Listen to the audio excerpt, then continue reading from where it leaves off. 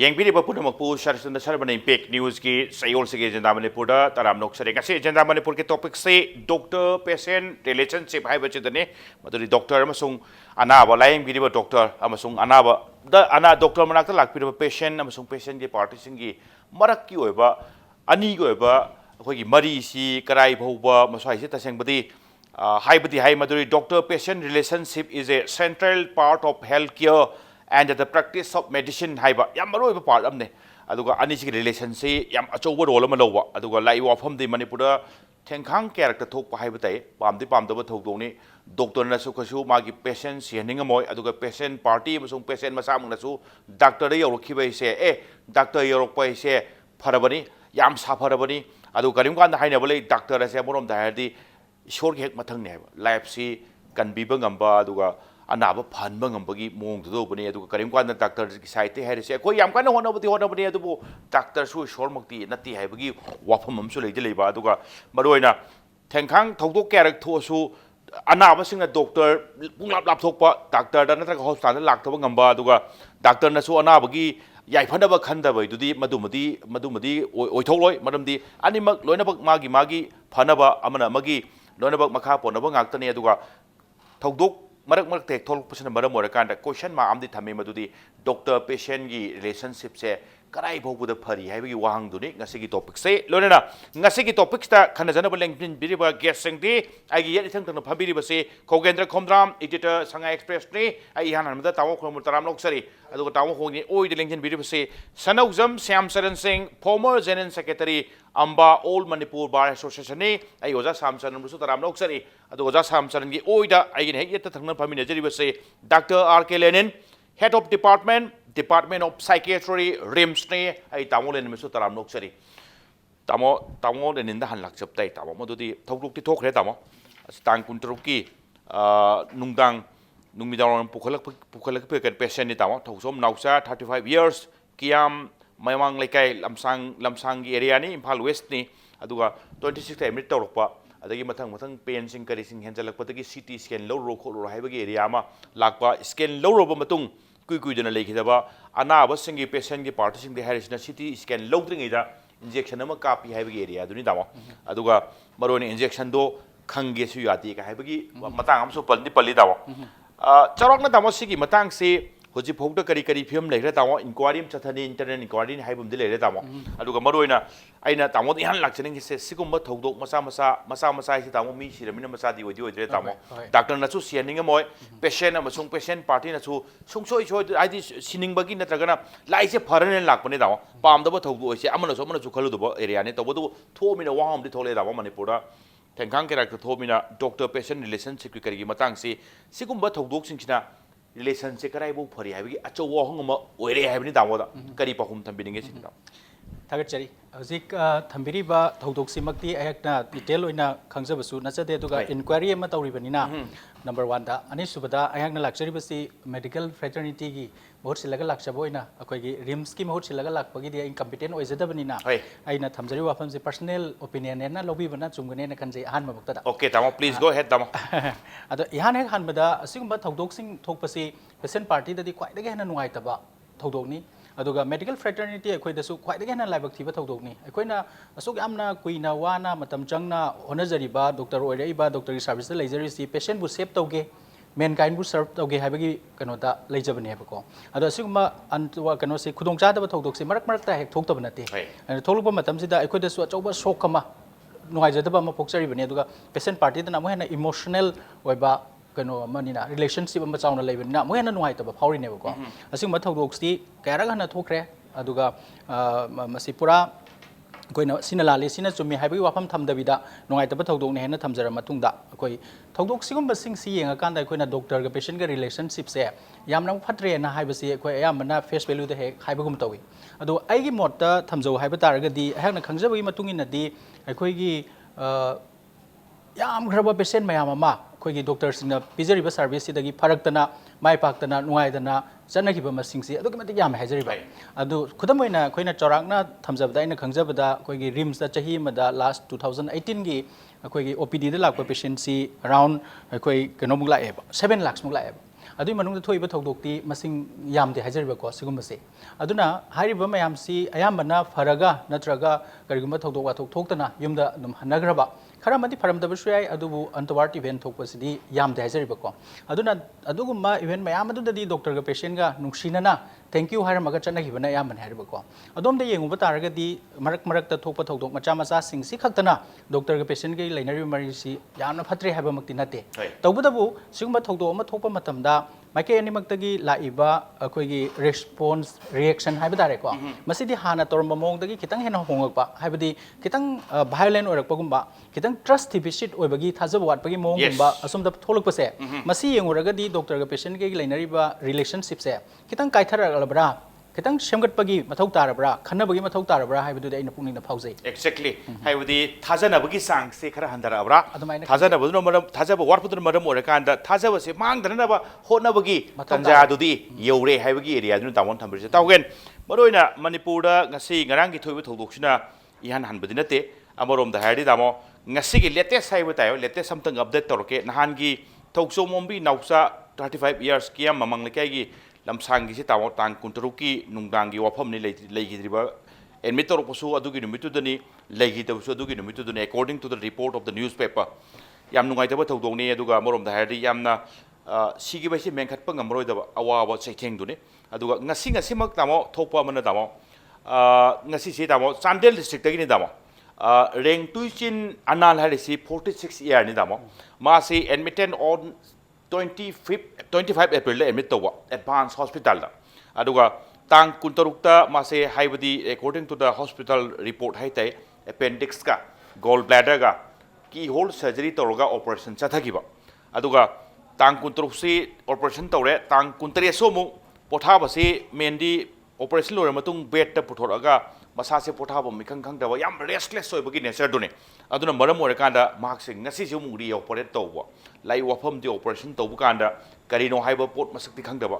ꯃꯅꯨꯡꯗ ꯀꯩꯅꯣꯝ ꯂꯩꯍꯧꯕ ꯅꯠꯇ꯭ꯔꯒꯅ ꯁ꯭ꯇꯦꯖ ꯁꯣꯏꯕꯅꯔ ꯅꯠꯇ꯭ꯔꯒ ꯀꯔꯤꯒꯨꯝꯕ ꯏꯟꯐꯦꯛꯁꯟ ꯈꯔ ꯊꯣꯛꯄꯗꯒꯤ ꯔꯤ ꯑꯣꯄꯔꯦꯁꯟ ꯇꯧꯕꯗ ꯇꯥꯃꯣ ꯂꯩꯇꯕꯅ ꯃꯔꯝ ꯑꯣꯏꯔꯀꯥꯟꯗ ꯏꯔꯥꯡ ꯊꯣꯛꯄ ꯑꯦꯗꯚꯥꯟꯁ ꯍꯣꯁꯄꯤꯇꯥꯜꯗ ꯑꯗꯨꯒ ꯄꯦꯁꯦꯟ ꯄꯥꯔꯇꯤꯒꯤ ꯁꯥꯏꯠꯇꯒꯤ ꯇꯧꯔꯛꯏꯕ ꯀꯝꯄ꯭ꯂꯦꯟ ꯍꯥꯏꯕ ꯇꯥꯏ ꯋꯥꯀꯠꯁꯦ ꯀꯩꯅꯣ ꯍꯥꯏꯔꯀꯥꯟꯗ ꯑꯣꯄꯔꯦꯁꯟ ꯏꯟꯖꯟꯈꯔꯦ ꯀꯨꯏꯅ ꯄꯨꯊꯣꯔꯛꯇꯦ ꯑꯗꯨꯒ ꯀꯨꯏꯅ ꯄꯨꯊꯣꯔꯛꯇꯕꯒꯤ ꯃꯇꯥꯡꯁꯦ ꯀꯃꯥꯏꯅ ꯇꯧꯒꯦꯗ ꯄꯦꯁꯦꯟꯗꯣ ꯂꯩꯈꯤꯗ꯭ꯔꯕꯅꯤꯅ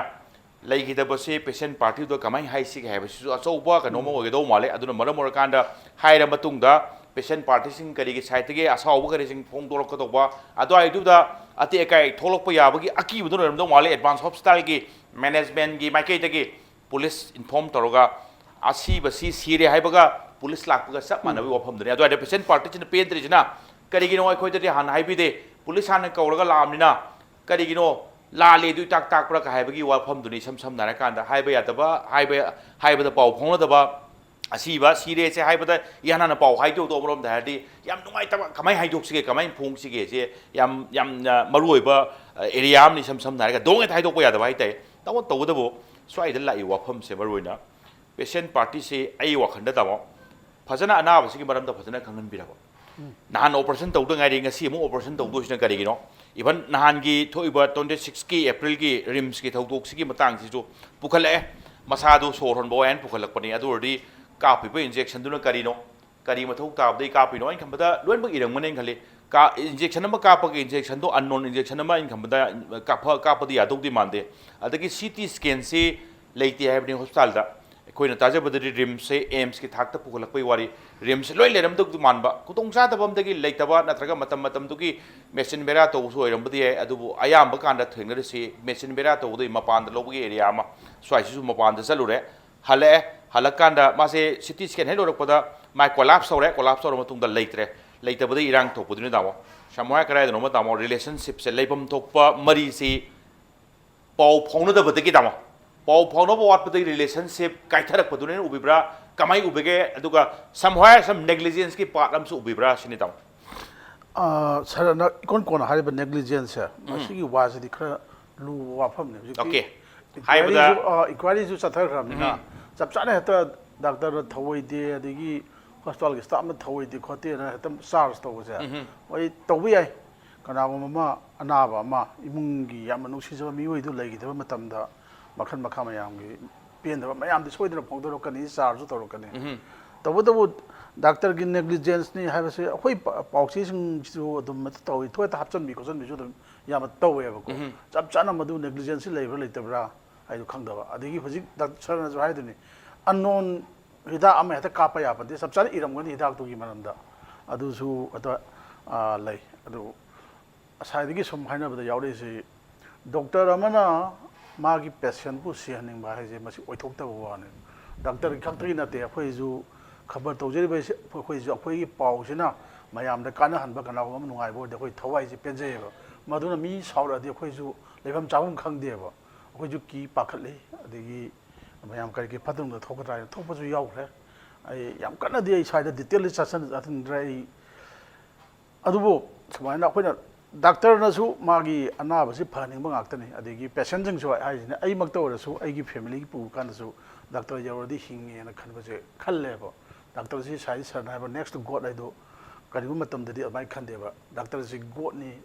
doctor si lai ni ga na khanbe yawe ba ko koi cham cham ba koi general koi na khangja da ba doctor di yam lai ba ram di ai hida ma kapa kenom tor ko yam ngai ta ba restless lai ba ga phan ba ko ta phan ba da koi lai ne na dum khale min jo dum hai nei अबै line ने खल्लगा लाइबा अनाबदो अदि अनाबदो मोंग खरा सफातना लेइदबा थोदि दम साउना बाइजे खरदि दम अदि यौबा ताबनि साउना बा पेनदबा अदि सरना सि हाइबिगिदुदा मसी अखोइ डॉक्टर सु यौबिदिको अदि सम आइना हाइजनिंग बा थमजनिंग खरा डॉक्टर सिंगी मरक्ता आइसु दिल्ली दा अनाबा मरि मता अदि गुवाहाटी दि येंगे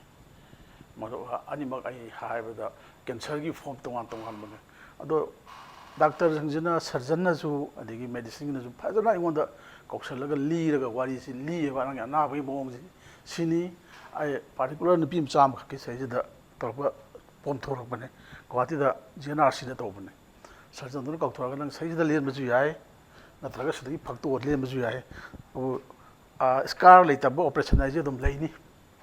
अदुना ख्वाइ फबदि नंग नोइना बाखतपदि याय मतमदि चांगनि अदुना सिदगी हुक्तोगा तौबदुना ख्वाइ फै खोलि गायना अदगी नंगसि मसिगी पेंशन मखल सिनि कइसु चुनगाइ ते कोते अदगी तौगदबा प्रोसेस मयाम तौयाम जि लोइना लियेबा दुमाइना हाइरकपजे खोइदा थवाइसि का हेदर याम नुंगायेबको अदुमाइन तौदना अनाबा सिंजे अनाबा म प्रॉपर मतमदा मागी ऑपरेशन तौरेन खलो म तौरेन खलो यामना फजना मागी ब्रांड एक्सप्लेन तौबा अदगी अदुमा याम दरकार ओइब्राइन खले अदगी मी अतोप लमददी अतई कंट्री दा करे कंट्री नप्सान हाइबा गमदरे एनी ऑपरेशन म तौब कांदा ऑपरेशन आइजे यामना रिस्क ओइबा कनोने याम रिस्की ओइबा कनोने हाइबा मी दु लेथा तोरि मी अदुना अदुम मसागी आइजे सीबा चंगबगी दाइदा लेबनी अदगी डॉक्टर से लाइ गुमने हाइजु लाइ नते अदुई हिंगला मंगम पोंते अदुना अदुगुंबगी कनो लोनोबो यावरने सोइ सागल तोजि तौनरि जेने चाउ पिदा तौनरि बो कोलिबा याम अरुबा कनोने बा अदुना सिगुंबा सिसु लई अदुगा साइ डॉक्टर ना हाइबदा ट्रस्ट डिफिसिट आइदो मदो मसीदी खरदी लेराबरा हाइना सुबानि सुना थोदोसिन गे तोय तोय थोचलकबा अदिगी मरुइना आदर मयामना डॉक्टर की नेग्लिजेंस मसी ए सोइ लेतेना हाइबदी हाइदिंग दे खर लेगिबसु यावे अदिगी मियामना लान खनबा ngarang na handa thoki adum mayam ei doctor yawi rims ta thoki ba thodo adum leiri operation do anesthesia gi kambu do ya giroi haina haira ka da on tena surgeon du ta na bagumba ek adum anesthesia yaw do operation to ya natte ba sigum ba khoi mayam na su bhap ta da ba khot ba to da ba kari haidare phajana anaba gi kambu ga doctor gi kambu ga phajana pau phangna wat pa dum ba su lei adum sigum ba thabuk sing se khara sabdo haninge khoi su अखोई state की health services की director फामिना मसीगी Matang अखोदसु याम नुंगाइते खबरदसु अखोई खबर ऑफिसदसु लाक्तना एत्ता गाड़ी load मरी वंगा लागा त लांदाबसु यावग्रबनेबो यावग्रबनसि अखोई मसी डॉक्टर कन्नबो होनबो नते डॉक्टर की वर्जन नमा हाकनबो होनरुदा करी अखोई तादना नोई डॉक्टर की वर्जन हाबलाबरा गाइन तौदना याम यावेबो अदुना दे अखोई ट्रस्ट डिफिसिट लेहंदनबो होनबिबा अदबगी अनाबगा डॉक्टर की कांबुगा अदि अनाबे कांबुगा डॉक्टर कांबुगा फरना पाउ फाउनबिबा अदुमा मा दरकार ओइब्राइन खली तौबदबो मी मा के लेगिदबा हाइजदा पेशेंट कांबुदी खाम ngam खरदि यावनि अदुना अदुबो थोदोक तो खरगदि दम मरम रक्त थोकति थोकनि हाइबो ꯑꯗꯨꯒ ꯑꯩꯅ ꯍꯥꯏꯅ ꯄꯦꯁꯦꯟꯠꯀ ꯗꯥꯛꯇꯔꯒ ꯑꯐꯕ ꯃꯔꯤꯁꯤ ꯁꯨꯡꯊꯣꯛ ꯊꯣꯛꯂꯣꯏ ꯍꯥꯏꯕꯗꯤ ꯌꯥꯗꯧ ꯃꯥꯟꯗꯦ ꯇꯧꯕꯇꯕꯨ ꯄꯥꯎ ꯐꯥꯎꯗꯣꯛꯅꯕ ꯑꯃꯅ ꯑꯃꯕꯨ ꯈꯪꯅꯔꯒꯗꯤ ꯑꯃꯅ ꯑꯃꯕꯨ ꯐꯖꯅ ꯊꯥꯖꯅꯔꯒꯗꯤ ꯊꯧꯗꯣꯛ ꯋꯥꯊꯣꯛꯁꯤꯡ ꯅꯨꯡꯉꯥꯏꯇꯕ ꯄꯥꯝꯗꯕ ꯊꯧꯗꯣꯛꯁꯤꯡꯁꯦ ꯁꯤꯒꯅꯣ ꯑꯗꯨꯃ ꯌꯥꯔꯔꯣꯏ ꯁꯤꯕ ꯍꯥꯏꯁꯤ ꯁꯣꯏꯗ꯭ꯔꯕꯅꯤ ꯁꯤꯕ ꯍꯥꯏꯁꯤ ꯑꯅꯥꯕ ꯍꯥꯏꯁꯤ ꯁꯥꯊꯤꯔꯒ ꯄꯨꯔꯛꯄ ꯌꯥꯝ ꯁꯥꯊꯤꯕ ꯑꯅꯥꯕ ꯄꯨꯔꯛꯄ ꯌꯥꯎꯏ ꯈꯔ ꯌꯥꯝ ꯅꯥꯗꯅ ꯃꯌꯥꯏ ꯑꯣꯏꯔꯞ ꯅꯥꯅ ꯄꯨꯔꯛꯄꯁꯨ ꯌꯥꯎꯏ ꯍꯣꯁꯄꯤꯇꯥꯜꯗ ꯁꯤꯕ ꯍꯥꯏꯁꯤꯗꯤ ꯌꯥꯝ ꯅꯛ ꯂꯩꯔꯕꯅꯦꯕ ꯀꯩ ꯕꯗꯥꯕ ꯁꯣꯏꯗ꯭ꯔꯕꯅꯤ ꯑꯗꯨꯗꯤ ꯍꯥꯏꯔꯨꯅꯨ ꯁꯤꯕꯩꯗꯤ ꯄꯣꯝꯃꯤꯅ ꯁꯤꯕꯩꯗꯤ ꯁꯣꯏꯗ꯭ꯔꯕꯅꯦ ꯍꯥꯏꯕꯅꯤ ꯇꯥꯃꯣ ꯑꯩꯁꯤꯅ ꯑꯗꯨꯒ ꯃꯦꯟ ꯑꯣꯏꯅ ꯍꯣꯁꯄꯤꯇꯥꯜꯗ ꯂꯥꯛꯀꯗꯣꯏꯁꯤꯗꯤ ꯑꯃꯔꯣꯝꯗ ꯍꯥꯏꯔꯗꯤ ꯈꯔ ꯍꯦꯟꯅ ꯁꯥꯊꯤꯕ ꯈꯔ ꯍꯦꯟꯅ ꯂꯨꯕ ꯁꯦꯔꯤꯌꯁ ꯑꯣꯏꯕ ꯑꯅꯥꯕꯁꯨ ꯌꯥꯎꯔꯛꯀꯗꯣꯏꯅꯤ ꯈꯔ ꯃꯌꯥꯏ ꯑꯣꯏꯔꯞ ꯇꯧꯕ ꯑꯅꯥꯕꯁꯨ ꯌꯥꯎꯔꯛꯀꯗꯣꯏꯅꯤ ꯇꯧꯕꯇꯕꯨ ꯊꯧꯗꯣꯛꯁꯤꯡꯁꯤ ꯅꯨꯡꯉꯥꯏꯇꯕ ꯄꯥꯝꯗꯕ ꯊꯧꯗꯣꯛꯁꯤꯡꯁꯤꯅ ꯑꯩꯈꯣꯏꯗꯤ ꯗꯥꯛꯇꯔ ꯁꯨꯡꯌꯦꯡ ꯌꯦꯡꯒꯦꯔꯔꯣꯏ ꯅꯠꯇ꯭ꯔꯒ ꯑꯩꯈꯣꯏꯗꯤ ꯗꯥꯛꯇꯔ ꯍꯣꯁꯄꯤꯇꯥꯜ ꯁꯨꯡꯆꯠ ꯆꯠꯆꯔꯔꯣꯏ ꯑꯗꯨꯁꯨ ꯌꯥꯕꯗꯤ ꯅꯠꯇꯦ ꯇꯉꯥꯏ ꯐꯗꯅ ꯍꯧꯖꯤꯛ ꯃꯊꯧ ꯇꯥꯔꯤꯁꯤ ꯀꯃꯥꯏꯅ ꯇꯧꯗꯅ ꯃꯔꯤꯗꯨ ꯐꯒꯠꯀꯗꯒꯦ ꯑꯗꯨꯒ ꯊꯥꯖꯅꯗꯕꯁꯦ ꯀꯃꯥꯏꯅ ꯈꯤꯇꯪ ꯃꯥꯡꯍꯟꯒꯗꯒꯦ ꯍꯥꯏꯕꯒꯤ ꯑꯦꯔꯤꯌꯥꯗꯨꯅꯤ ꯑꯣꯖꯥ ꯁ꯭ꯌꯥꯝꯆꯔꯟ ꯑꯩꯅ ꯑꯣꯖꯥꯗ ꯂꯥꯛꯆꯅꯤꯡꯕꯁꯦ ꯂꯤꯒꯦꯜ ꯀꯔꯤꯒꯤ ꯃꯇꯥꯡꯗ ꯀꯝꯄꯦꯟꯁꯦꯁꯟ ꯇꯥꯟꯕ ꯈꯣꯠꯄꯒꯤ ꯃꯇꯥꯡꯁꯦ ꯈꯔ ꯃꯊꯪ ꯔꯥꯎꯟꯗ ꯂꯥꯛꯆꯔꯁꯨ ꯍꯧꯖꯤꯛꯀꯤ ꯆꯥꯎꯔꯥꯛꯅ ꯑꯅꯤꯒꯤ ꯗꯣꯛꯇꯔ ꯄꯦꯁꯦꯟꯠ ꯔꯤꯂꯦꯁꯟꯁꯤꯞ ꯌꯥꯝ ꯇꯉꯥꯏ ꯐꯗꯕ ꯑꯦꯔꯤꯌꯥ ꯑꯃꯅꯤꯗꯤ ꯍꯥꯏꯕ ꯃꯅꯤꯄꯨꯔꯒꯤ ꯀꯟꯇꯦꯛꯁꯇ ꯌꯦꯡꯕ ꯀꯥꯟꯗ ꯔꯤꯂꯦꯁꯟꯁꯤꯞꯁꯤ ꯈꯔ ꯃꯥꯡꯕ ꯁꯨꯡꯂꯩ ꯂꯩꯇꯦꯅ ꯍꯥꯏꯕꯤꯅꯤꯡꯕ꯭ꯔꯥ ꯅꯠꯇ꯭ꯔꯒꯅ ꯀꯔꯤꯒꯨꯝꯕ ꯀꯥꯟꯗ ꯗꯣꯛꯇꯔ ꯄꯦꯁꯦꯟꯠꯁꯤꯡ ꯀꯔꯤꯁꯤꯡ ꯄꯦꯁꯦꯟꯠ ꯄꯥꯔꯇꯤ ꯑꯃꯁꯨꯡ ꯄꯦꯁꯦꯟꯠꯒ ꯗꯣꯛꯇꯔꯒ ꯋꯥꯔꯤ ꯁꯥꯕꯒꯤ ꯆꯥꯡ ꯋꯥꯠꯄꯗꯒꯤ ꯔꯤꯂꯦꯁꯟꯁꯤꯞꯁꯦ ꯐꯠꯇꯕꯅꯦꯅ ꯊꯝꯕꯤꯅꯤꯡꯕ꯭ꯔꯥ ꯀꯃꯥꯏꯅ ꯊꯝꯕꯤꯅꯤꯡꯒꯦ ꯁꯦ ꯑꯩ ꯑꯍꯥꯟꯕꯗ ꯂꯤꯒꯦꯜ ꯄ꯭ꯔꯦꯛꯇꯤꯁꯅꯔ ꯑꯃ ꯑꯣꯏꯅ ꯂꯣꯒꯤ ꯃꯤꯠꯌꯦꯡꯗꯒꯤ ꯑꯩ ꯋꯥꯐꯝ ꯑꯝꯇꯪ ꯍꯥꯟꯅ ꯊꯝꯖꯒꯦ ꯑꯣꯀꯦ ꯑꯩꯈꯣꯏꯒꯤ ꯗꯣꯛꯇꯔꯅꯁꯨ ꯑꯗꯨꯒ ꯑꯩꯈꯣꯏ ꯏꯗꯤꯇꯔꯅꯁꯨ ꯄꯟꯕꯤꯈꯤꯕ ꯇ꯭ꯔꯁ ꯗꯤꯐꯤꯁꯤꯌꯦꯟꯁꯤ ꯍꯥꯏꯕꯁꯤ ꯑꯣꯀꯦ ꯃꯁꯤ ꯑꯍꯥꯟꯕꯗ ꯑꯩꯈꯣꯏꯅ ꯀꯔꯤ ꯇꯧꯕꯒꯤ ꯊꯣꯛꯂꯛꯏꯕꯅꯣ ꯃꯁꯤꯒꯤ ꯋꯥꯐꯝ ꯑꯁꯤ ꯇꯥꯡꯀꯛ ꯑꯁꯤ ꯍꯥꯏꯕꯁꯤ ꯑꯩꯈꯣꯏ ꯄꯨꯝꯅꯃꯛꯅ ꯏꯍꯥꯟ ꯍꯥꯟꯕꯗ ꯇꯧꯒꯗꯕꯁꯤ ꯑꯩꯒꯤ ꯄꯔꯁꯅꯦꯜ ꯑꯣꯄꯤꯅꯤꯌꯟꯗꯗꯤ ꯑꯩꯈꯣꯏꯒꯤ ꯆꯠꯅ ꯂꯣꯟꯆꯠ ꯚꯥꯔꯠꯀꯤ ꯁꯪꯕꯤꯙꯥꯟ ꯍꯤꯟꯗꯤꯗ ꯏꯪꯒ꯭ꯔꯥꯖꯤꯗ ꯏꯟꯗꯤꯌꯟ ꯀꯣꯟꯁꯇꯤꯇ꯭ꯌꯨꯁꯟꯁꯤ ꯑꯩꯈꯣꯏ ꯃꯃꯨꯠ ꯇꯥꯅ ꯈꯪꯕ ꯃꯊꯧ ꯇꯥꯏ ꯍꯥꯏꯕꯁꯤꯃ ꯑꯩ ꯊꯝꯖꯒꯦ ꯃꯔꯝꯗꯤ ꯚꯥꯔꯠꯀꯤ ꯁꯪꯕꯤꯙꯥꯟꯗ ꯄꯥꯔꯠ ꯀꯩꯅꯣꯗ ꯑꯍꯨꯝ ꯁꯨꯕꯗ ꯐꯟꯗꯥꯃꯦꯟꯇꯦꯜ ꯔꯥꯏꯠ ꯁꯨꯡꯁꯣꯏ ꯁꯣꯏꯗꯅ ꯑꯩꯈꯣꯏꯅ ꯇꯧꯒꯗꯕ ꯋꯥꯐꯝ ꯌꯥꯎꯏ ꯃꯊꯪꯗꯅ ꯄꯥꯔꯠ 4ꯗ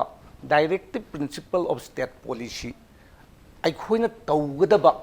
ꯑꯍꯥꯟꯕꯒꯤꯗꯨꯅ ꯑꯩꯈꯣꯏꯒꯤ ꯍꯛ ꯑꯅꯤꯁꯨꯕꯒꯤꯁꯤꯅ ꯑꯩꯈꯣꯏꯅ ꯇꯧꯒꯗꯕ ꯄꯥꯔꯠ 4A ꯐꯟꯗꯥꯃꯦꯟꯇꯦꯜ ꯗ꯭ꯌꯨꯇꯤꯁ ꯁꯨꯡꯁꯣꯏ ꯁꯣꯏꯗꯅ ꯇꯧꯒꯗꯕ ꯍꯥꯏꯕ ꯀꯥꯡꯂꯣꯟ ꯑꯅꯤꯁꯤꯗꯩꯁꯤꯗ ꯑꯩꯈꯣꯏꯁꯤ ꯑꯌꯥꯝꯕ ꯔꯦꯁꯄꯦꯛ ꯇꯧꯗꯕꯒꯨꯝꯅ ꯑꯩꯒꯤ ꯃꯤꯠꯌꯦꯡꯗ ꯎꯖꯩ ꯃꯔꯝ ꯑꯗꯨꯅ ꯉꯁꯥꯏꯒꯤ ꯇ꯭ꯔꯁ ꯗꯤꯐꯤꯁꯤꯠ ꯍꯥꯏꯕꯁꯤ ꯐꯟꯗꯥꯃꯦꯟꯇꯦꯜ ꯗ꯭ꯌꯨꯇꯤꯁꯤꯗꯩꯁꯤꯗ ꯃꯊꯦꯜ 12 ꯌꯥꯎꯏ ꯃꯊꯦꯜ 12 ꯑꯩꯈꯣꯏ ꯚꯥꯔꯠꯀꯤ ꯅꯥꯒꯔꯤꯛ ꯑꯃ ꯑꯣꯏꯅ ꯂꯝ ꯑꯁꯤꯒꯤ ꯄ꯭ꯔꯖꯥ ꯑꯃ ꯑꯣꯏꯅ ꯇꯧꯐꯝ ꯊꯣꯛꯄ ꯊꯕꯛꯁꯤꯡꯗꯨꯅꯦ ꯍꯥꯏꯖꯔꯤꯕ ꯑꯩꯈꯣꯏ संविधान कया थाज फातब रेस्पेक्ट कया तौदबदौना उई हाइजेरिसिगी वाफमदि अखोइना कांगलोन सिंगसे अयामना ngaklगा चत्तबदौ तौवे okay between the doctor and the patient party trust deficit लैबदगी अखोइना अमांग अता मयाम अमा थोली मसी फंडामेंटल ड्यूटीज की मनुंगदा तौरोइदब थबक अमनेव देयरफॉर आइना हंगचनिंगिना करीगी डिफिसिट लेरे इबनो हाइबसी मियोइबसिदी असावबा पुकनिंग वाखल पांगलबु कंट्रोल तौबा ngamhौदबदगी थौदोक्तु थोकपनी अदुरगदी अखोना पुकनिंग वाखल अमसुंग पांगलबु कंट्रोल तौननबगी दमक्ता मियोइबा अमगा थाजननबगी लंबी कयात अमसु यातफम थोई अखोइ थाजबम थोई हाइबसी हाना थमजगे अनि सुबदा ट्रस्ट डिफिसिट न मरम ओइरगा अखोइ कैदौबा ताई पुकनिंग वाखल Pongal फादरगा ngahaktang miyoibagi wakhal si anaiba isingdi ngahaktang thamaga makhada anaibagi phamraga aruba ising mathakta karakpagum aikhoigi wakhal si su ngahaktang फादरगदी अतोप वाखल अमा लाकनी हाइबसी आइगी थाजबनी अदुगुंबा वाखल दु लाकपा कांदा मंगोंदा डिफिशिएंसी ऑफ सर्विस लेगरबरा जाला हाइबसी सोइदना खलकनेबा मरंदी अखोइना खबरदा नुतिगी फोंबा पाउचे सिंगसिदा थेंगनै डॉक्टर की असोइबननी हाइने ये खबरदै थेंगनबसे महाके असोइबन ओइरमगनी हाइना आइना थाजरगदी पेशेंट पार्टीना थाजरगदी आइन की थोंगदा असोइब महाकसे कैदौसिगे हाइबसिगी अखोइगी मदु खननबा कंज्यूमर प्रोटेक्शन एक्ट 1986 हाइबा मसु लै Consumer Protection Act है मा यामना कोई संविधान न पिरे Constitution न पिरे का लेरी Constitution की मनुंगदगी थोगलकपा अखोइगी राइट अमा लैयबा मस्वाइसिदा पेशेंट पार्टी सी पेशेंट सी कंज्यूमर हाइबा वांग अमा हंगिरकपा याय यस करिगुम्बा अखोइना कंज्यूमर अमनी हाइना लौगबगी तांकक लै deficiency in their service mangonda tawriba service asida deficiency leiraba ani subadana aihak magi consumer oibagi phibam duda changurabra say for example rims lupa tara piba ticket ama ka aga magi token fee lauraga layeng hibatu ai adwai bokti consumer oidriyaba okay acha consumer kam kanda oirakani अहेन fee चादिंग तौरगा महाकी service अमा पीनब होनब कांद ओइरकनेव therefore I ngasai ताजखरे महाकसे मपानदा सिटी स्कैन येमुचो हाइबना चिंगबा करी करी नो खरसु लैयब अदवाई एरिया दुदि कंज्यूमर चंगजलकदोरेब ओके कंज्यूमर से ओइरगदि कंज्यूमर सी कैदोबताई कंज्यूमर प्रोटेक्शन एक की मखादा ngasai डिफिशिएंसी इन सर्विस लैब्रा मधुगी प्रमाण पत्र प्रमाण सपोर्ट तौनरकांदा निग्लिजेंस हाइबदु प्रूफ तौरअबदी मा चेनबा यारोय असीबदी डॉक्टर न कनबंगमदे असि मिपुम गुदिमुंग खंगेब अनाबदी लायेंग कनबंगमी हाइबसिसु मिपुम गुदिमुंग खंगेब मदुआइगी एरिया दुदा डॉक्टर दा अखोइना खंद्रिङैदा हाइदि चप चाबा महाकी पोफम चाद्रिङैदा amang ata thon mana chingba sidi between the two party madu lali chumde aigi mieng dagi lawyer moina aikoi gi logi mieng dagi di taibang mioi ba kharna YL sangbu su thajadaba layeba ngasai gi doctor ga editor ga panbiri ba okay Singnaba tasengna ja Shyamcharan hai taseng singnaba leregadi consumer protection right ana lei sam nare kan constitution na piba kanoni niyom sange manung da yaujaba pone aduna karim kan da yam tasengna singnaba leradi wakatlaga karai da soi giro taseng lan brai jo putok pudi yai aduga hektamak akhoi gi misi mina tho yam nungai tabri thok ni adu yam sounding ba control to ko ise asawba phadaba aduga ngasai gi खंदब ngमौदबदगी पामदब थौदोकसिंग सिगी मथक्ता मु पामदब थबा मोरनबगी मचाकती ओइदबदि नते अदु असावब मी एसे असाव फादगदबने हाइबसु औजा Shyamcharan अदु लुबदि area नि समस नंग सावरोनो से दुम फरक ता पोनेबा कैनोम थोपा कैनोम सावबो से नंग एता गाक्तंग खनगो से याम लुब एरिया ने बदावा औजा अदुना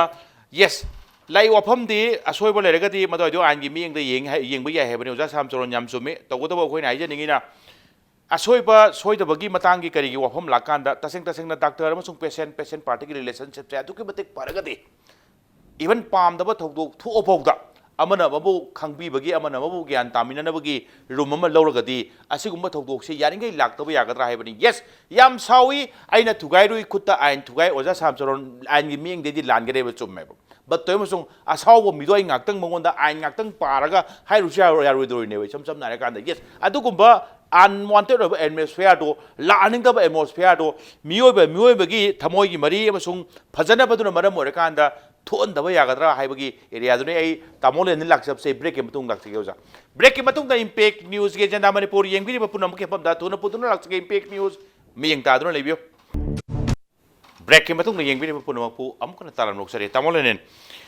doctor patient relationship hai bise tamo ai sigi topic ni tamo da yam sam nangjadoi ni tamo doctor का पेशेंट के रिलेशनशिप मरी फबई तामो वारी छाद्रदी मरी फब यारोइको तामो सम दारे कांदा डॉक्टर का पेशेंट पार्टी अमसुंग पेशेंट दुगा वारी सादे सादन रिलेशनशिप कमाई फदोइनो सुनी तामो इन तमजनिंग तामो पाखुम लेगेद्र सुनी तामो मरोइबा क्रक्स ऑफ द प्रॉब्लम हाइगद्रा सिचुएशन सिनो ओइदोइने ngasai thambigibudo yam nungai sei akoina communication si fazana tobiraga tawdoriba doctor sina patient party sida ina tawdori report si sini haina explain tawba procedure se adui mathakta mu adudagi khitang hena koina haibasi si success rate se suk obe yai soibagi changna suk obe yai loina haibam thoi akoi training kayam risk loi haigadabani warini loin ba phongdok piba phongdokadabani adui matungda patient party sina sign down yes ai loina tare khange adui matungda ai isana yare haina soi torobani risk aina logdoini success oire ai anaba phadoini haibasi adugi चनबी से अखोद लेब अनौब नते तौबदबु करिगिनो मरक दा यामना हाथु बोगुम तौबा कुइना admission तौरगा लेरगसु नत्रगा OPD दा लेरगसु आइगोंदा सेंब ताकपीदब करिगिनो ताम तारगसु आई खंगदे नंग हारिब मरोंदो आई Chumna लौक्सन मंगमदे हाइबसे patient party देगिसु चुमेब मसे ayam matam da su thoe ba kari ki tholai no do ai pot kitang thamjage masi please tamo ihan han bada communication si koina hoji habiri do ai khangja hodra private hospital or mbai natraga government gi super specialty hospital or mbai ko aduna matam mogi matam kitang phangi hajari ba ko ado hoji ki khoi gi laiba situation sida aina ahan ba government gi setup tan hajage ko private ki sum khana seba khudam moina ai koina phamjari bo OPD sida nong mada patient si 200 tagina 220 ho lai ai gi hajare ge ko masi sida khoi psychiatry gi patient amma mamda minute yamdrabada 15 minutes to 30 minutes pigadabane ado faculty ama khak phame makhada junior khar phame 200% si pung ayuki pung mapan dena horen pung mari bhau yeng kan da maduda matam si en tho yeng biu kam phange yeng biu ba aduna de aina pining ba communication se ai wa ba to khrasi ko matam duna permit tok de hajari ba workload hen bagi ni ko hajar se masi loina mak OPD atai de su thoi bani ko aduga number ana bagi volume ana bagi basing do du kumti yame doctor duna phana phajana yamna mamuta wari saninga ga su khidang sawa ya bagi tanja du matam du phang do bani khudong jaba khar phang da aduna khoi gi routine noina lakpa yam kana na driba na bagi da thamase adugi yam critical loina na raga na la wa sor phun gira haigu ma thabak si yam na da na si wandha gira haiba gumba I boro thokna la haiba gumba kan si da di maduda communication to bagi matam si aduguma situation dadi hana ek to bugi emergency do hana manage to bugi pot among laeba adu kanda outcome duna fara agadi ko na mangonda ai smile lak pani nangi se si case oram ya na koina si to bani phagal e haragadi moi loina haram mina doine ba in case aina toriba procedure duna chumna outcome duna fajarak to taragadi nang sai nang onda so haide nang kapi do kaino nang toidu kaino na question amadi lakpa ya whereas toriba procedure to di 99.9% di with get good faith the tori never na tawdori report si ba hajariba aduna situation ani khak aina example pizza basta proper communication sima khara anu wala ni ko number 2 da akoi gi human resource documentic wat pa any so hospital hekta habi over ko akoi na patient lot ko mari lainai si su patient lot na hele aduga leiba doctor ne wale rural area da government setup da leiri si su 24 hour service tor kan da doctor ama ani danga leiba aduna ayuk nungthin nungdang rotation tor ko da masu human being ko guni na quality of service da masana suffer tor ko ta ne sidi khoi na loina hekta dinai to ya ba na te hajaiba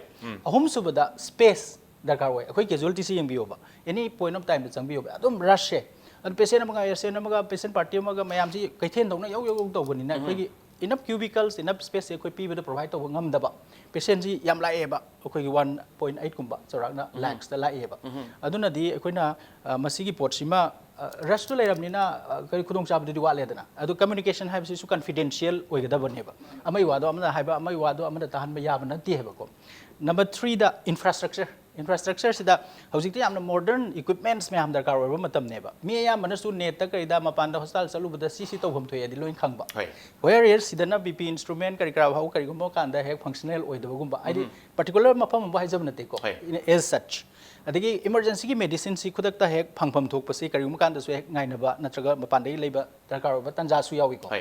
adagi mu emergency da sor phulaga lak pasi ventilator darkar oiba ICU darkar oiba matam sida immediately hekta piba ngambagi adugi magi infrastructure du di kitang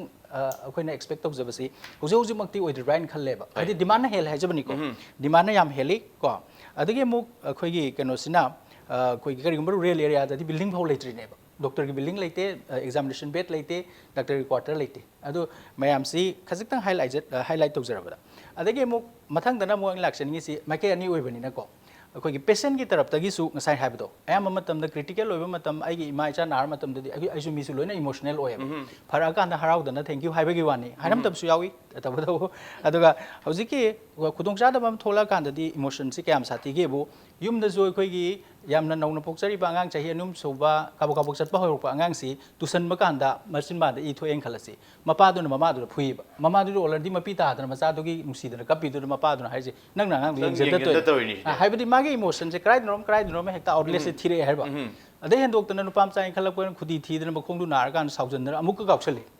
ko haiba di anger or emotion se karmai tor handle to gade ge se khoi mi bagi kitang leiba aduna asingba situation sida apha phata chumaran gi wakhan ji phanda basi na hodana hekta ek tok thoki base masi human kano nature ni haigadra aduga kari haina explain tok si ge ko simba ade khoina hek haijabada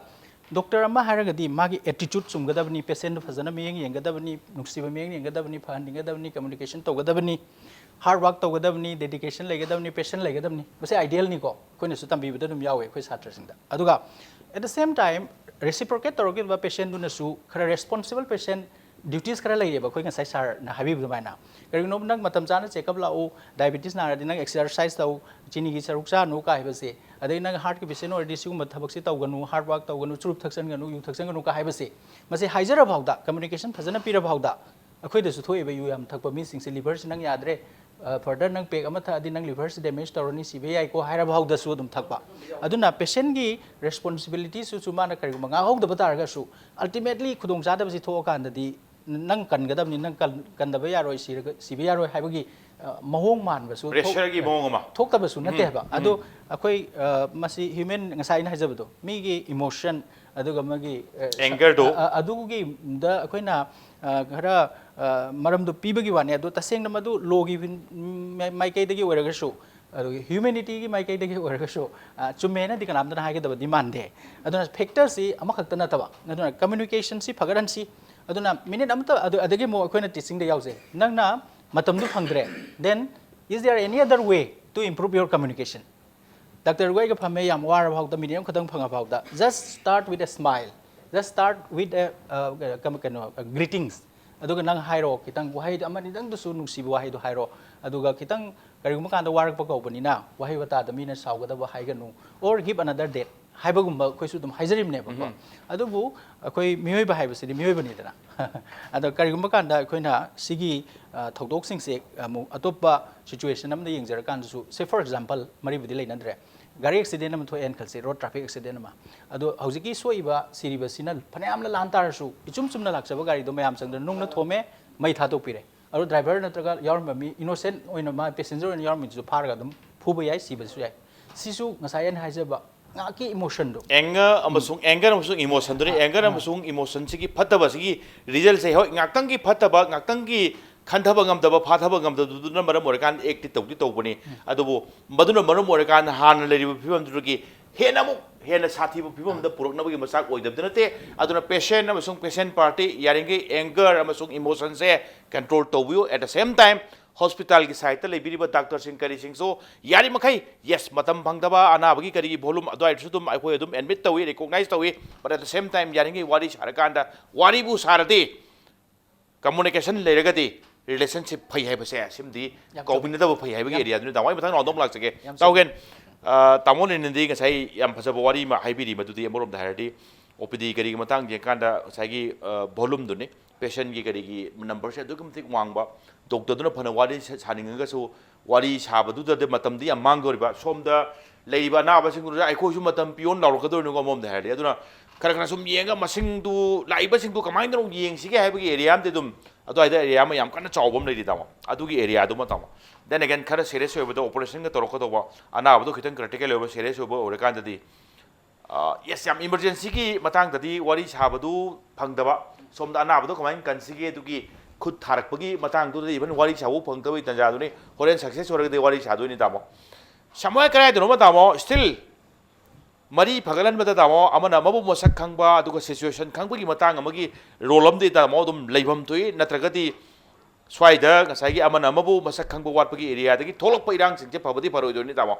soya samoy krai du no tamo PRO public relation officer hospital la so any kind of private hospital da koi uba phange hospital sing so madugi masing yam phalan ba amaga amagi doctor du ko patient ga sab mak phangtra so yam sil so PRO do aido changjal laga kitang intervene to wi ba understanding atmosphere purak pa ba even army da tawo assignment lei dawo thodo athom to kan moi PRO akoi direct chennai ba assam rifle natraga army ki pot to koi direct phone to de ba moi PRO do hangi ne ba haidi communication du ni sagal si tawo maswai si tawo ama bore sai tamon pan bidari aisa human resource matang ama manpower watpagi area am su kan diwi aswai su mari level authority na maswai su dum walan bidaba pai maram de asina maram morakanda amana amagi seba pena dawa amana gi wakat tana dawa amana gi wari tana dawa gi matang la adi patient na masung doctor leina ba mari do kaidong do phagat pai phim dri lawe habagi area no ko tamjeni gi chedamo kari opinion thamini gi daw ki sir ki PRO gi matang do hai madu yam phayena khale koi si private hospital la hai tare koi sijada laidisi ai isamak su admit tawda yenge ai gi nipi ate koi family ado mayam sum yenga kanda ate hospital do ni akhoi yam tan cha da sat pang do matang da su moi PRO do da pau phawra condition koi khang bang ngam me ba si yam phawani ai masi phayena khale ba ꯑꯗꯒꯤ ꯉꯁꯥꯏ ꯗꯣꯛꯇꯔꯅ ꯍꯥꯏꯕꯤꯔꯤꯗꯨꯅꯤ ꯌꯥꯝ ꯐꯪꯗꯕ ꯃꯇꯥꯡ ꯌꯥꯝ ꯌꯥꯎꯋꯦꯕ ꯗꯣꯛꯇꯔꯒ ꯄꯦꯁꯦꯟꯁꯤꯒ ꯐꯖꯅ ꯑꯩꯃꯛꯇꯗ ꯁꯨꯝ ꯍꯥꯏꯗꯅ ꯆꯠꯄꯗ ꯔꯤꯝꯁꯇ ꯑꯗꯒꯤ ꯖꯦꯅꯤꯝꯁꯇ ꯆꯠꯀꯥꯟꯗ ꯂꯩꯔꯤꯕ ꯑꯅꯥꯕ ꯃꯌꯥꯝ ꯌꯦꯡꯕꯗ ꯅꯠꯇꯦꯅ ꯌꯦꯡꯅꯕ ꯇꯤꯀꯦꯠ ꯂꯧꯕꯗ ꯏꯟꯅꯔꯤꯕ ꯀ꯭ꯌꯨ ꯑꯗꯒꯤ ꯂꯦꯡꯅꯔꯤꯕ ꯃꯗꯨ ꯃꯔꯛꯇꯨꯗ ꯗꯣꯛꯇꯔ ꯑꯃꯅ ꯃꯥꯒꯤ ꯄꯦꯁꯦꯟꯇꯨꯒ ꯋꯥꯔꯤ ꯁꯥꯕꯒꯤ ꯇꯥꯟꯖꯥ ꯍꯥꯏꯁꯦ ꯑꯩ ꯃꯗꯨ ꯑꯗꯥꯏꯗꯗꯤ ꯊꯥꯖꯔꯛꯇ꯭ꯔꯦꯕ ꯍꯣꯏ ꯑꯗꯨꯕꯨ ꯏꯟ ꯄꯦꯁꯦꯟ ꯍꯥꯏꯒꯗ꯭ꯔꯥ ꯍꯣꯁꯄꯤꯇꯥꯜꯒꯤ ꯋꯥꯔꯗꯇ ꯕꯦꯗꯇ ꯑꯦꯗꯃꯤꯠ ꯇꯧꯗꯨꯅ ꯂꯩꯔꯤꯕꯗꯨꯗꯤ ꯑꯩ ꯇꯥꯟꯖꯥꯁꯨ ꯈꯔꯗꯤ ꯐꯪꯉꯝꯒꯗ꯭ꯔꯥ ꯍꯥꯏꯅ ꯈꯜꯂꯦꯕ ꯑꯗꯨꯝꯕꯗꯨꯗꯤ ꯌꯥꯝꯅ ꯁꯦꯡꯅ ꯑꯗꯨꯒꯤ ꯃꯇꯥꯡꯗꯨꯗꯗꯤ ꯀꯔꯤ ꯍꯥꯏꯇꯥꯔꯦ ꯍꯣꯏ ꯗꯣꯛꯇꯔ ꯈꯨꯗꯤꯡꯃꯛ ꯗꯤꯄꯥꯔꯠꯃꯦꯟ ꯑꯃꯗ ꯂꯩꯔꯤꯕ ꯍꯦꯗ ꯑꯗꯒꯤ ꯑꯗꯨꯗꯣ ꯃꯈꯥ ꯂꯩꯔꯤꯕ ꯃꯌꯥꯝꯗꯨ ꯃꯗꯨꯒ ꯐꯖꯅ ꯐꯥꯎꯅꯕ ꯑꯃꯗꯤ ꯑꯩ ꯃꯔꯨꯑꯣꯏꯅ ꯀꯟꯁꯔꯟ ꯑꯣꯏꯕ ꯗꯣꯛꯇꯔꯗꯨꯒꯗꯤ ꯐꯖꯅ ꯐꯥꯎꯅꯕꯁꯤꯃ ꯀꯝꯃꯨꯅꯤꯀꯦꯁꯟ ꯑꯐꯕ ꯀꯝꯃꯨꯅꯤꯀꯦꯁꯟ ꯑꯗꯒꯤ ꯃꯔꯛꯇ ꯊꯥꯖꯅꯕꯁꯤ ꯊꯝꯕ ꯑꯃ ꯗꯔꯀꯥꯔ ꯑꯣꯏꯕ꯭ꯔꯥ ꯍꯥꯏꯅ ꯈꯜꯂꯦꯕ ꯑꯗꯨꯒ ꯏꯟ ꯖꯦꯅꯔꯦꯜ ꯉꯁꯥꯏꯒꯤ ꯄꯤ ꯑꯥꯔ ꯑꯣꯒꯤ ꯋꯥꯐꯝꯁꯦ ꯑꯩ ꯑꯇꯩ ꯍꯣꯁꯄꯤꯇꯥꯜꯗꯁꯨ ꯍꯣꯏ ꯄꯤ ꯑꯥꯔ ꯑꯣꯒꯤ ꯊꯥꯛꯇ ꯍꯥꯏꯒꯗ꯭ꯔꯥ ꯃꯑꯣꯡꯗ ꯃꯤ ꯊꯝꯕꯗꯤ ꯌꯥꯎꯔꯦ ꯃꯗꯨꯃꯛꯅ ꯆꯞ ꯆꯥꯅ ꯑꯗꯨꯕꯨ ꯖꯦꯅꯤꯝꯁꯀꯨꯝꯕ ꯔꯤꯝꯁꯀꯨꯝꯕꯗ ꯆꯞ ꯆꯥꯅ ꯁꯤꯖꯗ ꯇꯧꯔꯤꯕ ꯅꯠꯇ꯭ꯔꯒ ꯑꯇꯣꯞꯄꯗ ꯇꯧꯔꯤꯕꯗꯨꯒ ꯇꯧꯕꯗꯨꯗꯤ ꯈꯔꯗꯤ ꯋꯥꯅꯤ ꯑꯅꯥꯕꯒꯤ ꯃꯥꯒꯤ ꯚꯣꯂꯨꯝꯗꯨ ꯌꯦꯡꯉꯀꯥꯟꯗ ꯑꯩ ꯁ꯭ꯋꯥꯏꯁꯤꯗ ꯑꯩ ꯃꯇꯥꯡꯗ ꯋꯥꯐꯝ ꯑꯃꯇꯪ ꯑꯩꯅ ꯊꯝꯖꯅꯤꯡꯕꯁꯦ ꯗꯥꯛꯇꯔꯁꯤ ꯃꯤꯅꯦꯕ ꯃꯤꯑꯣꯏꯕꯅꯦ ꯃꯥꯁꯤ ꯁꯣꯛꯊꯕ ꯅꯥꯏꯔꯤꯕꯅꯤ ꯑꯗꯒꯤ ꯀꯔꯤ ꯍꯥꯏꯇꯥꯔꯦ ꯑꯩꯈꯣꯏꯅ ꯑꯉꯥꯡ ꯑꯣꯏꯔꯤꯉꯩꯗ ꯇꯝꯃꯛꯄ ꯑꯣꯟ ꯁꯦꯌꯤꯡ ꯄ꯭ꯂꯤꯖ ꯒꯥꯏ ꯑꯗꯒꯤ ꯗꯥꯛꯇꯔ ꯑꯣꯏꯔꯁꯨ ꯈꯣꯏꯗꯧ ꯁꯥꯎꯔꯛꯄ ꯅꯨꯃꯤꯠꯁꯨ ꯌꯥꯎꯔꯝꯒꯅꯤ ꯑꯗꯨꯝ ꯗꯥꯛꯇꯔꯅꯦꯅ ꯊꯣꯊꯔꯒ ꯃꯦꯡꯊꯔꯒ ꯑꯩ ꯃꯃꯣꯟ ꯅꯣꯛꯇꯅ ꯂꯩꯕ ꯉꯝꯗꯕꯁꯨ ꯌꯥꯎꯔꯝꯒꯅꯦꯕ ꯁꯤꯒꯨꯝꯕꯁꯤꯁꯨ ꯑꯩꯈꯣꯏ ꯃꯌꯥꯝꯁꯦ ꯈꯪꯕ ꯐꯩ ꯍꯥꯏꯅꯕꯁꯨ ꯂꯩꯌꯦꯕ ꯄ꯭ꯔꯣꯐꯦꯁꯟꯗꯤ ꯇꯣꯉꯥꯟ ꯇꯣꯉꯥꯟꯂꯦꯕꯨ ꯗꯣꯛꯇꯔꯒ ꯄꯨꯂꯤꯁꯀꯁꯤꯕꯨ ꯀꯔꯤ ꯅꯨꯃꯤꯠꯇ ꯑꯐꯕ ꯍꯦꯛ ꯌꯥꯍꯧꯕꯗꯒꯤ ꯊꯦꯡꯅꯗꯣꯔꯤꯁꯤ ꯑꯐꯕ ꯑꯃꯨꯛ ꯅꯠꯇꯦꯕ ꯄꯨꯂꯤꯁꯁꯨ ꯎꯔꯥꯟ ꯆꯠꯊꯤ ꯈꯪꯗꯦ ꯑꯗꯨꯝ ꯃꯌꯥꯝ ꯊꯦꯡꯅꯩ ꯗꯣꯛꯇꯔꯁꯤꯅ ꯑꯅꯥꯕ ꯑꯗꯒꯤ ꯑꯗꯨꯒꯨꯝꯕ ꯃꯌꯥꯝꯁꯦ ꯑꯗꯨꯝ ꯉꯥꯛꯇꯅꯦꯕ ꯄ꯭ꯔꯣꯐꯦꯁꯟꯗꯤ ꯌꯥꯝ ꯊꯤꯅ ꯑꯅꯤꯁꯦ ꯇꯣꯉꯥꯟ ꯇꯣꯉꯥꯟꯕꯅꯦ ꯍꯥꯏꯕꯕꯨ ꯑꯐ ꯅꯨꯡꯉꯥꯏꯗꯤ ꯊꯦꯡꯅꯗꯅ ꯂꯥꯛꯑꯕ ꯊꯦꯡꯅꯗꯅ ꯑꯗꯨꯝ ꯖꯨꯒꯣꯠ ꯆꯥꯗꯕ ꯉꯥꯛꯇ ꯊꯦꯡꯅꯗꯅ ꯂꯥꯛꯑꯕꯅꯦꯕ ꯑꯗꯨꯅ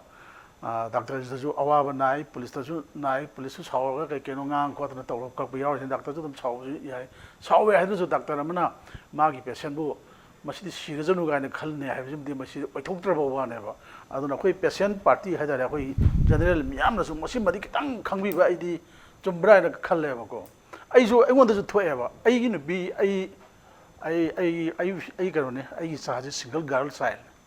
ꯑꯩ ꯑꯉꯥꯡ ꯄꯣꯛꯄ ꯀꯥꯟꯗ ꯑꯩ ꯈꯔ ꯊꯦꯡꯅ ꯄꯣꯛꯈ꯭ꯔꯦ ꯄꯣꯛꯄꯗꯨꯗ ꯗꯣꯛꯇꯔꯅ ꯆꯦꯛ ꯇꯧꯐꯝ ꯊꯣꯛꯄꯗ ꯑꯩ ꯇꯧꯍꯧꯗꯕꯗ ꯑꯉꯥꯡ ꯎꯅꯔꯝꯗꯥꯏꯗꯨꯗ ꯗꯣꯛꯇꯔꯗꯨꯅ ꯍꯥꯏꯔꯛꯄ ꯋꯥꯗꯣ ꯑꯩꯉꯣꯟꯗꯁꯤ ꯌꯩꯌꯦꯕꯀꯣ ꯑꯗꯨ ꯑꯣꯏꯔꯁꯨ ꯃꯗꯨ ꯌꯩꯕꯗ ꯑꯩꯒꯤ ꯑꯁꯣꯏꯕꯅꯦ ꯑꯗꯣ ꯑꯩ ꯈꯪꯉꯦꯕ ꯑꯗ ꯀꯔꯤꯒꯨꯝꯕ ꯁꯤꯗ ꯁꯣꯏꯈ꯭ꯔꯗꯤ ꯍꯣꯔꯦꯟ ꯑꯣꯄꯔꯦꯁꯟ ꯇꯧꯔꯀꯥꯟꯗ ꯍꯥꯟꯅ ꯇꯧ ꯍꯥꯏꯕ ꯇꯦꯁ ꯃꯌꯥꯝꯁꯤ ꯇꯧꯔꯝꯗꯦ ꯈꯣꯠꯇꯦ ꯍꯥꯏꯔꯛ ꯀꯥꯟꯗꯣ ꯊꯋꯥꯏ ꯅꯨꯡꯗꯤ ꯌꯥꯝꯅ ꯅꯨꯡꯉꯥꯏꯇꯦ ꯑꯗꯨ ꯑꯣꯏꯔꯁꯨ ꯑꯗꯨꯝ ꯑꯩ ꯁꯣꯏꯈ꯭ꯔꯦ ꯑꯗꯨ ꯑꯩ ꯈꯪꯖꯩꯌꯦꯕ ꯑꯗꯨꯅ ꯑꯩꯈꯣꯏ ꯃꯤꯑꯣꯏꯕ ꯍꯥꯏꯁꯦ ꯆꯨꯝꯃꯤ ꯃꯤ ꯑꯃ ꯂꯩꯇꯕ ꯍꯥꯏꯁꯦ ꯌꯥꯝ ꯅꯨꯡꯉꯥꯏꯇꯦ ꯑꯗꯨꯕꯨ ꯑꯩꯒꯤ ꯑꯁꯣꯏꯕꯁꯨ ꯈꯪꯒꯗꯧꯅꯤ ꯑꯗꯒꯤ ꯗꯣꯛꯇꯔꯒꯤ ꯐꯤꯕꯝꯁꯨ ꯈꯪꯕꯤꯒꯗꯧꯅꯤ ꯑꯗꯒꯤ ꯍꯣꯏ ꯑꯗꯨ ꯍꯥꯏ ꯗꯥꯛꯇꯔ ꯃꯤꯆꯪ ꯆꯪꯕꯩ ꯋꯥ ꯅꯠꯇꯦ ꯗꯥꯛꯇꯔꯁꯨ ꯂꯣꯏꯅꯃꯛ ꯆꯨꯝꯃꯦꯅ ꯍꯥꯏꯕꯗꯤ ꯅꯠꯇꯦ ꯑꯔꯥꯟꯕ ꯃꯣꯏ ꯅꯦꯒ꯭ꯂꯤꯖꯦꯟꯁ ꯂꯩꯔꯝꯕꯁꯨ ꯌꯥꯏ ꯑꯩꯈꯣꯏꯁꯨ ꯑꯗꯨꯝ ꯈꯕꯔꯗ ꯇꯧꯔꯛꯄꯅꯤꯅ ꯅꯦꯒ꯭ꯂꯤꯖꯦꯟꯁꯁꯤ ꯑꯩꯅ ꯍꯥꯏꯕꯗꯤ ꯅꯨꯡꯉꯥꯏꯇꯦ ꯍꯥꯏꯕꯒꯤ ꯋꯥꯅꯤ ꯑꯗꯨꯒ ꯃꯥꯟꯕꯁꯨ ꯑꯗꯨꯝ ꯊꯦꯡꯅꯕꯁꯨ ꯑꯗꯨꯝ ꯌꯥꯎꯋꯦꯕ ꯑꯗꯨ ꯍꯥꯏꯗꯨꯅꯁꯨ ꯑꯩꯅ ꯈ꯭ꯋꯥꯏ ꯃꯔꯨ ꯑꯣꯏꯅ ꯍꯥꯏꯖꯅꯤꯡꯕ ꯋꯥꯐꯝꯁꯦ ꯗꯣꯛꯇꯔ ꯑꯃꯅ ꯃꯥꯒꯤ ꯑꯅꯥꯕꯗꯨꯕꯨ ꯁꯤꯍꯟꯅꯤꯡꯒꯅꯤ ꯍꯥꯏꯖꯕꯗꯤ ꯃꯁꯤꯃꯗꯤ ꯑꯩꯈꯣꯏꯅ ꯈꯟꯐꯝ ꯁꯨꯡꯊꯣꯛ ꯊꯣꯛꯇꯦꯕ ꯋꯥꯐꯝꯅꯤ ꯁꯣꯏꯅ ꯍꯤꯡꯍꯟꯅꯤꯡꯒꯅꯤ ꯌꯥꯝ ꯀꯟꯅꯁꯨ ꯍꯣꯠꯅꯔꯝꯒꯅꯤ ꯑꯗꯨꯕꯨ ꯍꯣꯏ ꯋꯥꯔꯤ ꯁꯥꯕ ꯁꯪꯍꯧꯗꯕ ꯑꯗꯨꯒ ꯋꯥꯔꯤ ꯁꯥꯕꯗ ꯃꯃꯨꯠ ꯇꯥꯍꯧꯗꯕꯗꯒꯤ ꯃꯔꯝ ꯑꯣꯏꯔꯀꯥꯟꯗ ꯃꯤꯁꯑꯟꯗꯔꯁꯇꯦꯟꯗꯤꯡ ꯑꯃ ꯀ꯭रिꯌꯦꯠ ꯇꯧꯔꯛꯄ ꯇ꯭ꯔꯁ ꯗꯤꯐꯤꯁꯤꯠ ꯑꯃ ꯂꯩꯔꯀꯥꯟꯗ ꯄꯥꯝꯗꯕ ꯊꯧꯗꯣꯛ ꯊꯣꯛꯄꯁꯤꯃꯗꯤ ꯗꯣꯛꯇꯔꯁꯤꯅ ꯐꯖꯅ ꯑꯅꯥꯕꯒ ꯄꯥꯔꯇꯤꯒ ꯋꯥꯔꯤ ꯁꯥꯕ ꯃꯇꯝꯗ ꯑꯦꯛ ꯇꯧꯕ ꯇꯥꯏ ꯍꯥꯏꯁꯦ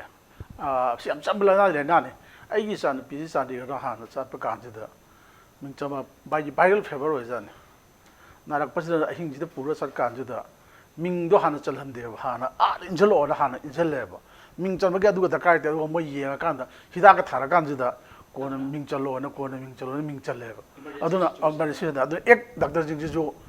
ꯋꯥꯔꯤ ꯁꯥꯕꯗꯤ ꯂꯥꯏꯔ ꯃꯤꯡꯕꯨꯛ ꯆꯜꯍꯟꯗꯅ ꯑꯦꯛ ꯇꯧꯕꯒꯤ ꯃꯇꯥꯡꯁꯨ ꯑꯩ ꯂꯩꯌꯦꯅ ꯇꯥꯏꯝꯂꯤ ꯑꯦꯛ ꯇꯧꯕ ꯑꯦꯛꯇꯣ ꯃꯇꯝ ꯆꯥꯅ ꯑꯅꯥꯕ ꯄꯨꯔꯛꯄꯗꯣ ꯄꯨꯔꯛꯏꯕꯅꯤ ꯌꯦꯡꯍꯟꯅꯤꯡꯕ ꯑꯅꯥꯕꯗꯣ ꯁꯠ ꯂꯥꯎ ꯌꯦꯡꯕꯤꯕ ꯍꯧꯔꯒꯗꯤ ꯄꯦꯁꯦꯟ ꯄꯥꯔꯇꯤꯗꯣ ꯇꯥꯃꯣ ꯑꯗꯨꯋꯥꯏꯗ ꯑꯗꯨꯝ ꯍꯔꯥꯎꯕ ꯑꯗꯨꯝ ꯍꯧꯈ꯭ꯔꯦ ꯁꯝꯅ ꯍꯥꯏꯔꯀꯥꯟꯗ ꯌꯦꯡꯗ꯭ꯔꯤꯉꯩꯗ ꯁ꯭ꯋꯥꯏꯗ ꯇꯤꯀꯦꯠ ꯀꯛꯂꯛꯈꯣ ꯑꯗꯨ ꯇꯧꯔꯛꯈꯣꯅ ꯁꯨꯝ ꯊꯝꯃꯒꯗꯤ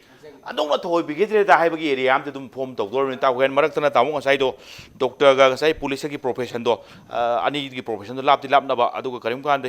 ꯑꯌꯨꯛꯀꯤ ꯍꯦꯛ ꯍꯧꯔꯛꯄꯗꯩꯗꯤ ꯖꯨꯒꯣꯠ ꯆꯥꯗꯕ ꯉꯥꯛꯇ ꯊꯦꯡꯅꯗꯣꯏꯅꯤ ꯌꯦꯁ ꯄꯨꯂꯤꯁꯀꯤ ꯃꯇꯥꯡꯗꯗꯤ ꯉꯁꯥꯏꯒꯤ ꯀ꯭ꯔꯤꯃꯤꯅꯦꯜ ꯀꯔꯤꯁꯤꯡ ꯍꯦꯟꯗꯜ ꯇꯧꯔꯛꯄꯗꯣ ꯌꯥꯝꯅ ꯖꯨꯒꯣꯠ ꯆꯥꯗꯕ ꯉꯥꯛꯇ ꯊꯦꯡꯅꯗꯣꯔꯤꯅꯤ ꯁꯤ ꯌꯥꯗꯤ ꯌꯥꯗꯣꯏꯅꯤꯀꯣ ꯇꯥꯃꯣ ꯑꯗꯨꯒ ꯗꯥꯛꯇꯔ ꯄꯦꯁꯦꯟꯒꯤ ꯃꯇꯥꯡꯗꯗꯤ ꯇꯥꯃꯣ ꯑꯃꯔꯣꯝꯗ ꯌꯦꯁ ꯆꯦꯂꯦꯟꯖꯤꯡ ꯇꯥꯛꯁ ꯇꯥꯃꯣ ꯑꯅꯥꯕ ꯂꯥꯌꯦꯡꯒꯦꯅꯕꯨ ꯇꯥꯃꯣ ꯇꯝꯃꯨꯔꯤꯅꯤ ꯁꯥꯊꯤ ꯁꯥꯊꯤꯕ ꯑꯅꯥꯕꯁꯤ ꯂꯥꯌꯦꯡꯒꯦꯅ ꯔꯤꯁꯔꯁ ꯇꯧꯗꯅ ꯃꯇꯝ ꯃꯥꯡ ꯇꯝꯃꯤꯅꯦꯕ ꯇꯥꯃꯣ ꯁꯝꯅ ꯍꯥꯏꯔꯒꯗꯤ ꯑꯗꯣ ꯍꯣꯔꯦꯟ ꯇꯥꯃꯣ ꯖꯨꯒꯣꯠ ꯆꯥꯗꯕ ꯍꯥꯏꯔꯗꯤ ꯑꯗꯨꯋꯥꯏꯗꯣ ꯈꯤꯇꯪ ꯑꯩꯅ ꯈꯟꯕꯗ ꯈꯤꯇꯪ ꯐꯔꯛ ꯇꯥꯗꯧꯕ ꯃꯥꯜꯂꯤꯕ ꯇꯥꯃꯣ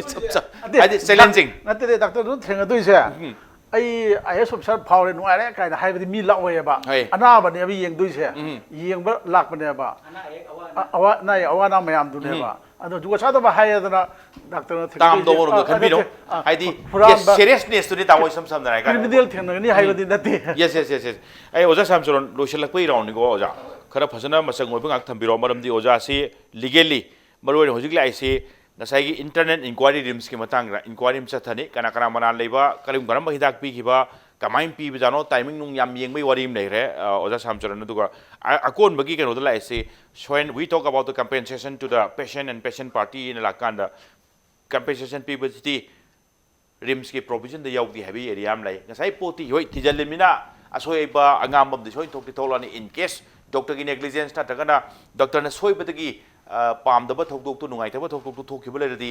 ꯁ꯭ꯋꯥꯏꯗ ꯀꯔꯤꯒꯨꯝꯕ ꯈꯔꯗꯤ ꯄꯤꯔꯣ ꯅꯣꯏ ꯂꯥꯜꯂꯨꯔꯕꯅꯤꯅ ꯀꯥ ꯍꯥꯏꯕꯒꯤ ꯑꯦꯔꯤꯌꯥ ꯂꯤꯒꯦꯜ ꯄꯣꯏꯟꯇ ꯂꯩꯕ ꯖꯥꯠꯂ ꯂꯩꯇꯕ ꯖꯥꯠꯂ ꯁꯤꯅꯤ ꯑꯣꯖꯥ ꯑꯩꯅ ꯈꯪꯖꯅꯤꯡꯉꯤꯗꯤ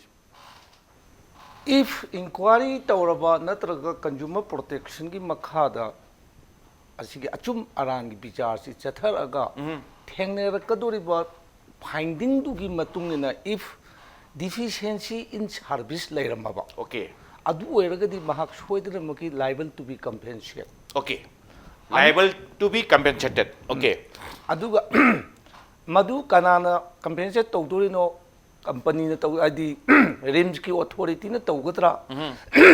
particular doctor duna negligence tawdori bra haibadudi fix tawrapadu kona madudi after inquiry after trial after trial lakpa yani haibe lakadabani na hauji aina man haibadu nganmali tawadu compensation piba yabagi pibam thokgi room leitabudi nate haibani legal point of view da yari ko ja aduga ani chu damtang thamjanning bana masagi deficiency of trust थाजनदबसे